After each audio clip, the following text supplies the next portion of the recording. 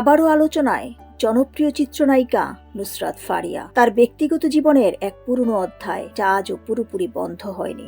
গুঞ্জন অনুযায়ী সাবেক সরকারের আলোচিত প্রতিমন্ত্রী পলকের নাম জড়িয়ে একসময় নিজের বাগদানের আংটি ছুঁড়ে ফেলেছিলেন ফারিয়া। সেই ঘটনাটি তখন দেশ জুড়ে ব্যাপক আলোচনার জন্ম দেয়।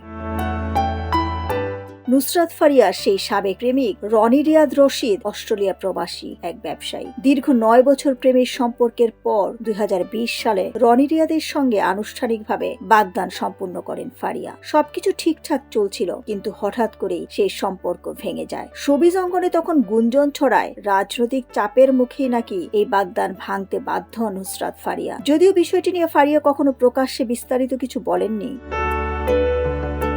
সম্প্রতি জানা যায় ফারিয়ার সাবেক প্রেমিক রনি রিয়াদ রশিদ বিয়ে করেছেন। এই খবর প্রকাশ্যে আসতেই আবারও আলোচনায় উঠে আসে ফারিয়ার নাম। ঘনিষ্ঠ সূত্রের দাবি, দীর্ঘদিনের ভালোবাসার মানুষকে অন্য কারোর সঙ্গে বিয়ে হতে দেখে নিজের আবেগ সামলাতে পারছেন না নুসরাত ফারিয়া। প্রেম, রাজনীতি আর বাস্তবতার টানাপোড়েনে নুসরাত ফারিয়ার জীবনের এই অধ্যায় যেন আজও অসমাপ্ত। এই গল্প শুধুই প্রেমের নয়, এই গল্প ক্ষমতা, চাপেরও। ডেস্ক রিপোর্ট, সোনালী নিউজ।